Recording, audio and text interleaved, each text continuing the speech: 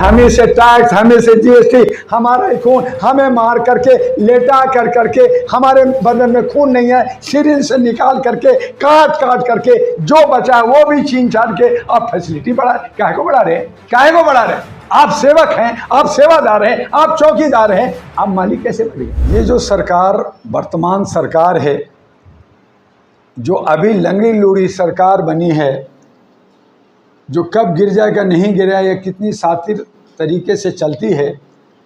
ये पहले भी बहुत सारी योजना परियोजना लाए, ईपीएस लाए, 1600 करोड़ हमारे बुजुर्ग दादा दादी नाना चाचा ताऊ का पैसा, जिसमें 75 साल 70 साल के लोग बुजुर्ग चले गए, स्वर्गवास हो गया, उनको 500-700 रुपये दिया जा रहा था।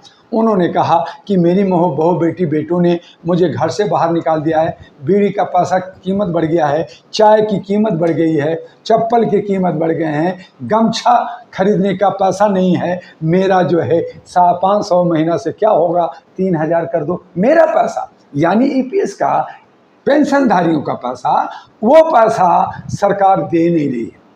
योजना परियोजना, मैं यूपीएससी दूंगा, मैं तुम्हें किसान को दूंगा, मैं नौजवान को दूंगा, मैं सैनिक को दूंगा, मैं नौकरी 2 करोड़ दूंगा। क्या बकवास है? ना नौकरी दे रहे, ना छोकरी मिल रहा है किसी को, चूंकि पढ़ लिया है, बेचारों को नौकरी है नहीं तो छोकरी कौन दे? शादी नहीं हो रहा तो नौकरी नहीं मिल रहा, छोकरी नहीं मिल रहा। और एक इनकी पार्टी का छोकरी करना नवत, कौन शादी करे? वो शादी लड़का ढूंढ रही है, लड़का सब शादी करने, लेकिन शादी हो नहीं रहा। वो जो है कभी किसानों को गाली दे रही हैं, कभी जवानों को दे रही हैं, कभी कह रही है कि किसान आंदोलन में जो है रेप हुआ। अरे कमाल की बात है भाई।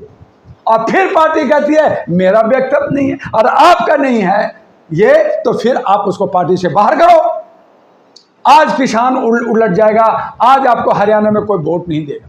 आपने जो है हमारे बुजुर्ग, आप पेंशन नहीं दे रहे हो, उसका ब्रिगेडियर अशोक रावत लगातार आंदोलन कर रहा है। हेमा मालिनी ने कहा इनको पेंशन मिलना चाहिए, आपके लीडर कह रहे हैं पेंशन मिलना चाहिए। डॉक्टर दुआ दुनिया भर के लेटर फाइनेंस मिनिस्ट्री में दिया कि इनका मांग जेन्युइन है, ये अपना पैसा मांग रहे हैं, कोई अच्छा या कोई भीख नहीं मांग रहे, आप नहीं दे रहे हो। फिर हम ये पेंशन देंगे, हम वो पेंशन देंगे, हम आपको ये देंगे, गर्भवती को औरत को ये देंगे। आप खाली योजना परियोजना बनाए जा रहे हो। कब लागू करोगे मोदी जी? आपने महिलाओं को 23% आरक्षण कब लागू होगा मोदी जी?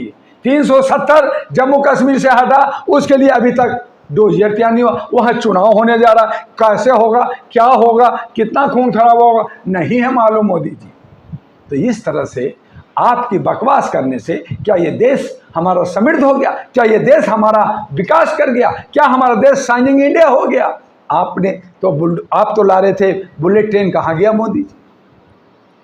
तो इन तमाम चीज़ों को, ये जो चाहे यूपीएस हो या एपीएस हो या और भी पेंशन हो, चाहे हमारे किसानों का हो, चाहे जवानों का हो, ये सब बोतौलाबाजी है, वोटबाजी है, वोट लेने की राजनीतिक है।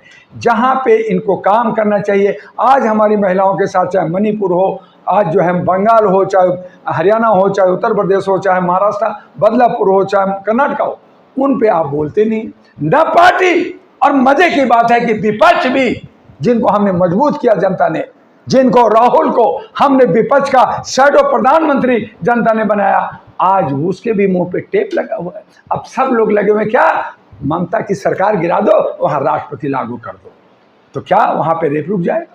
क्या जो रेपिस्ट है उसको सजा मिल जाएगा? क्या उसको जिनके साथ बीता है उसको न्याय मिल जाएगा?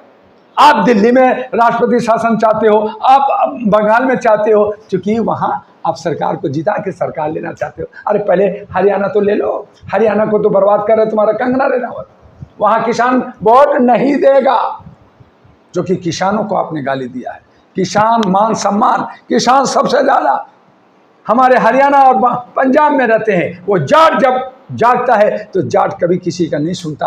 आपको नुकसान होने वाला है मोदी जी। सर यूपीएस अगर सरकार लेकर के है, जो आप कह रहे हैं वोट बैंक की राजनीति, सरकार लेके आई, इंप्लीमेंट कब करोगे? अगले साल। आप जो है 2047 की सपना देख रहे हो, आप 100 साल से ऊपर की सपना देख रहे हो, 400 पार की सपना हमें दिखा करके बेवकूफ़ बना दिया।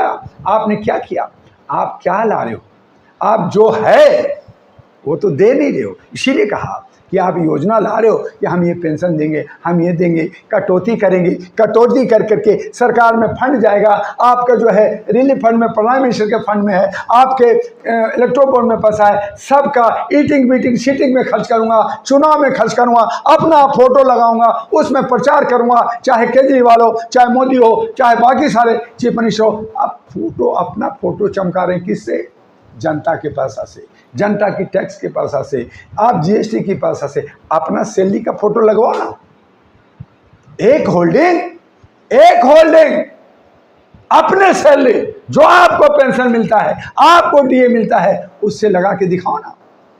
तो सरकार का तो बड़े मजे लगते हैं फोटो लगाने में, चाहे वो बाथरूम पे हो, चाहे वो जो है पेट्रोल पंप पे हो, हर जगह जनता का पैसा से फोटो चमकाने में लगे हैं। और जनता जाए भाड़ में, जनता को न रोजगार मिल रहा है, न शिक्षा मिल रहा है, न स्वास्थ्य मिल रहा है, न सुरक्षा मिल रहा है। हर तरफ हम तड़प रहे हैं, मर रहे हैं, आर्थिक आज़ादी नहीं है। लोग कपड़ों तो पहन रखा है, कपड़े के अंदर, पॉकेट के अंदर 500 रुपया नहीं है कि हम एक बर्गर खा सकें, हम एक चाय पी सकें, हम एक चॉकलेट खा सकें, हम एक बिस्किट खा सकें, हम बच्चों को दूध दे सकें। हम आज तड़प रहे हैं और आप कहते हैं मैं विश्व गुरु हूं, मैं अखंड भारत बनाऊंगा, मैं हिंदू राष्ट्र। अरे जो बनाना बना दो, लेकिन हमें शांति से तो जीने दो, हमें प्यार से तो जीने दो, हमें रोजगार तो दे दो, हमें कपड़ा तो दे दो। आपने कहा था चप्पल वाले को प्लेन में घुमाऊंगा। जब कांग्रेस की सरकार थी, आप एयर का टिकट सस्ता हो गया था, 2000-2500 का हो गया था। आज कहीं भी जाइए 8000-9000 से कम की टिकट नहीं है। आपने टिकट भी बढ़ा दिया, तो आप तो जीने नहीं दिया। चारों तरफ से आपने घेर रखा है। वो चप्पल वाला सपना देख रहा है, कब मैं उड़ूंगा जी ऊपर, तो वो देख रहा है और एक दिन वो चप्पल के साथ ही पहुंच जाएगा ऊपर। उसका स्वर्गवास हो जाना जरूरी है, चाहे वो शमशान घाट जाए, चाहे वो कब्रिस्तान जाए। तो ये व्यवस्था आप करें। फिर मोदी जी कह रहे हैं, फिर ये कह रहे हैं कि मैं चप्पल वाले को देखो ऊपर भेज तो दिया। मैंने थोड़े कहा था कि एरोप्लेन में भेजो, ऊपर भेजने के लिए कहा था, ऊपर भेज तो कह रहे हैं कि फैसिलिटी हमने बढ़ाया है, तो पैसा तो आपको खर्च करना पड़ेगा ना। नहीं, फैसिलिटी आप बढ़ाया है, हमें से टैक्स, हमें से जीएसटी, हमारा खून, हमें मार करके, लेटा कर करके, हमारे बदन में खून नहीं है, सिरिंज से निकाल करके, काट काट करके जो बचा है वो भी छीन छान के आप फैसिलिटी बढ़ा। काहे को बढ़ा रहे हैं? काहे को बढ़ा रहे हैं? आप सेवक हैं, आप सेवादार हैं, आप चौकीदार हैं, आप मालिक कैसे बढ़ गए? आम जनता को बेवकूफ़ बना रहे हैं, जनता को ठगा जा रहा है। जनता कहीं ना कहीं, हम सब जो है इनके पीछे अनबक हो रहे हैं, हम जो है मानसिक गुलाम हो रहे हैं। अपनी आज़ादी का हमें एहसास करना होगा, हमें आगे निकलना होगा। और इसलिए डॉक्टर दुआ ने कहा कि मानवता के आधार पे आहरा नेशनल पार्टी के साथ आइए, एक अच्छा बदलाव लाइए, एक अच्छी सोच लाइए और लोकतंत्र को और संविधान को बचाना है। बाबा अम्बेडकर पे भी राजनीति कर रहे हैं, बहुत लोग रोटी सेक रहे हैं, उनको हमें हटाना होगा। और गौतम बुद्ध पे भी रोटी सेक रहे हैं, उनको भी हटाना होगा। और अच्छे सच्चे लोगों को अच्छे सोच बना करके हम 141 करोड़ में 543 नहीं है। हम दिल्ली के अंदर इतने सारे आबादी में 70 नहीं है, हम उत्तर प्रदेश में 243 नहीं है, हम हरियाणा में 90 नहीं है। और कहते हैं हम जो है 90% है, 2% राज कर रहा है, सब जगह है। और आप बहुसंख्यक मूल निवासी होके आप में कोई दम नहीं है, सिर्फ धरना और प्रदर्शन। तब मैंने कहा कि अम्बेडकर ने कहा था, पीआर ने कहा था, लोहिया ने कहा था, जयप्रकाश ने कहा था, काशीराम ने कहा था, कर्पूरी ठाकुर ने कहा था, सब ने कहा कि सत्ता आपको पहला लेना होगा। जब सत्ता आपके पास होगा तो आपके तमाम अधिकार, चाहे जातीय जनगणना हो, चाहे आरक्षण हो, चाहे आपको भूख की बात हो, चाहे आपको पेंशन की बात हो, चाहे अन्य रोजियां परियोजना आपको पाने का बात हो, पहले सत्ता ले लो, फिर सब मिलेगा। लेकिन सत्ता के पीछे नहीं, बल्कि हम भीख मांगने के लिए भाग रहे हैं। जो छीनना चाहिए वो हम भीख मांग रहे हैं और इससे हमें बाहर निकलना होगा। इसलिए मेरा कहना है कि आज हमारे बुजुर्गों का ईपीएस की मांग सरकार को मानना चाहिए। ईपीएस ला रहे हो, बहुत सारे पेंशन की योजना ला रहे हो, लेकिन जो लागू है उसको पूरा करो, तब आप पे विश्वास करेंगे, नहीं तो आप झूठे हो।